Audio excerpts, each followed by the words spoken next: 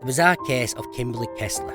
Jolene Cummings, 34, who was also sometimes went by the name of Jensen, was reported missing by her mother, Ann Johnson, on the Monday, May 14th, 2018. Her 2006 Ford Expedition was also missing. Jolene was last seen leaving work on Saturday, May the 12th, 2018, at Tangle's Hair Salon in Fernandina Beach, Florida. The last person to see Cummings was her co-worker, Jennifer Seibert. Mother's Day was Sunday, May the 13th, which was also Jolene's birthday. She was supposed to meet her ex-husband at the Winn-Dixie to pick up their 3 children, but never showed. On Tuesday, May the 16th, deputies found Jolene Cummings' SUV abandoned at the Home Depot. There was no sign of Jolene. Sheriff Leeper of Nassau County held a press release on May the 22nd, and this is where we learn quite a bit about Jennifer Seibert, Jolene's co-worker, and the last person to see her alive. Stylist and mother Jolene Cummings.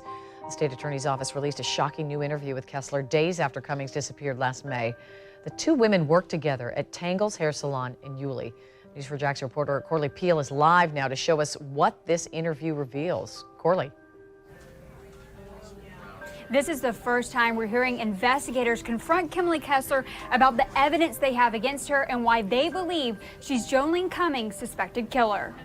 You would like some water or anything? Nah, thank you. For the first hour, you see Kessler sitting comfortably on a couch in an orange jail outfit with handcuffs wrapped around her wrists and ankles. She laughs with detectives and she tells them about her strange past. She tells them her name is Kimberly Kessler, but says once they ran her fingerprints, they'll find out who she really is and that she's been on the run for years. 2 hours into the interview, detectives start asking Kessler about Jolene Cummings. Kessler's mood changes from chatty to quiet. They tell her about the surveillance video they have of her, evidence they found in Tangles, and Jolene's blood found on Kessler's shoes. Kessler doesn't respond. Detectives go on to tell her they believe Cummings is dead and that Kessler knows where she is. I'm going to find out where those little boys' mama is. I promise you I'm going to do that.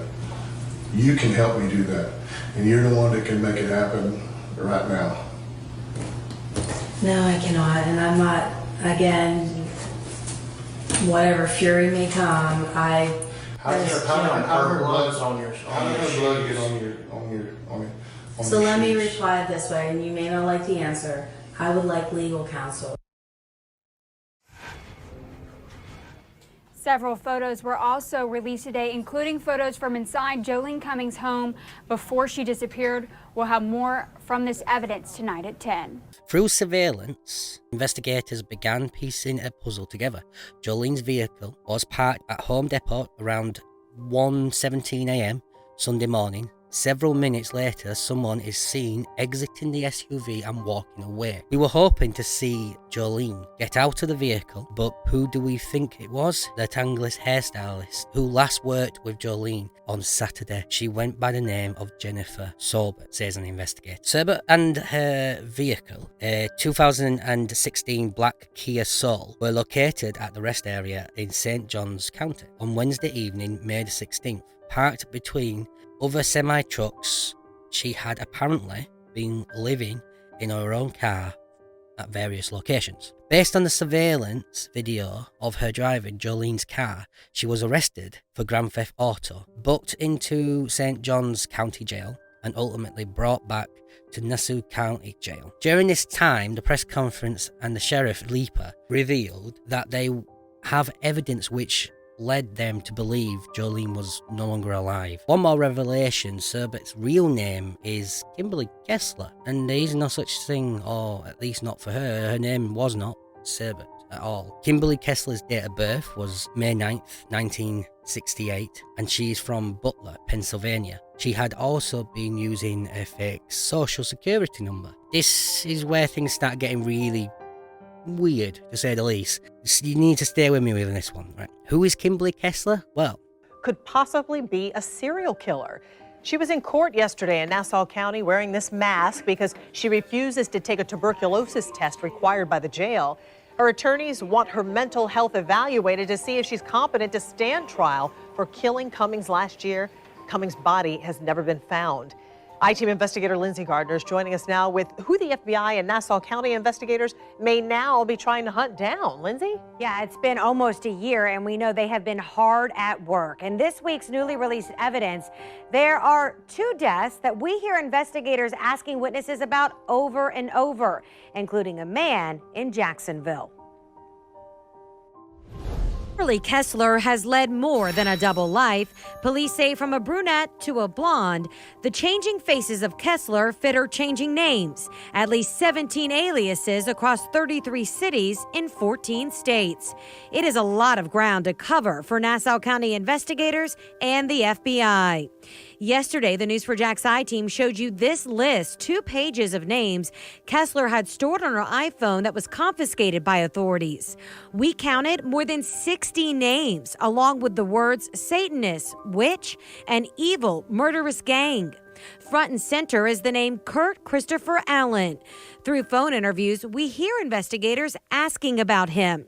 This unidentified woman went to high school with Kessler in Butler, Pennsylvania. She went from dating like one of the most popular students in high school to this guy. His name was Bob Allen. Now the Bob Allen, did he have a different name? Was that his nickname?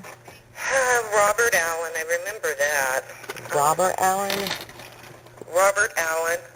What about a Christopher Kurt Allen? In Kessler's notes, we also see she references someone with the initials KCA. She writes, May 2018, KCA in my dreams somehow. Astral project again, I guess. Dreams are peculiar. Demon in dreams. Told me all the things they tell all the people. They sucker into their cult. The News4Jax I-Team found an obituary for a Kurt Christopher Allen who died in Jacksonville in 2014. The obit doesn't say how he died or if he's connected to any of Kimberly Kessler's aliases. One of Kessler's ex-husbands tells police she may have found her child in Jacksonville. She told you that she had a son? Is that right or no? I think she said it was a boy. Well, I can tell you she's a master of disguises. She wears a lot of wigs and changes her look a lot. Any information you have is very important to us. We do have a girl that's missing. We do believe she's dead. Yes. We do believe that we've been in the landfill searching for any body parts. That's crazy. Another death we now know investigators were looking at tied to Kessler's hometown. What about someone named Grace? The I-Team believes that investigators are referring to this woman, Grace Darling Bartley, who died in Butler, Pennsylvania in 2009. Her cause of death isn't given, but her obit says she was married to a Tim Bartley. Both the names Tim Bartley and Wayne Bartley are also on Kessler's list of names. We hear investigators saying the 2 are brothers and that they believe she went to high school with them and possibly dated one of them. We hear that same classmate from earlier ask this question. Back in 1987, which was the year I graduated, my best friend was killed in a motorcycle accident. Kim's brother, Bob, was seriously injured in this accident. Back in the day, people had said, oh, I don't know, maybe somebody ran them off the road, this or that. If you could just check into that. And the I-Team has previously told you friends also remember tales of Kessler trying to hit that brother that woman was mentioning with a baseball bat. Her ex-husband, who you also heard in the story, says she stabbed him.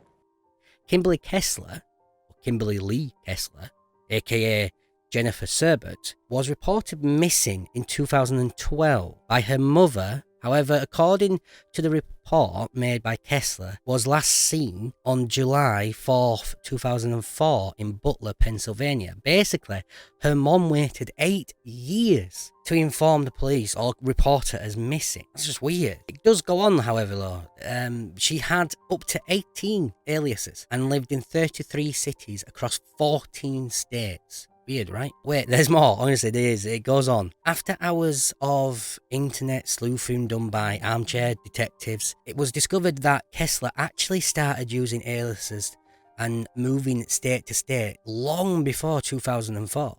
More aliases, cities, states were dug up. All of this was confirmed much later than the court's documents became available to the public. Has Kessler done this before? That's what people were asking. Is this her first murder? What was she running from? Many of Kessler's former friends and boyfriends, even an ex-husband, have come forward to tell their stories, and they definitely have some crazy stories to tell. On January the 17th, 2019, Kessler made her first appearance in court. On July 2nd, 2019, after reviewing 2 competency exams, a judge found Kessler incompetent to stand trial and ordered her to be committed to the state hospital. It took the judge nearly 3 weeks to come to the decision after ordering the exams. Kessler is currently in the Florida State Hospital. On January 9th, 2020 at 9 a.m, a review of Kessler's competency will proceed. It is worth knowing that Jolene Jensen, or Jolene Cummings as she was also known, is still missing.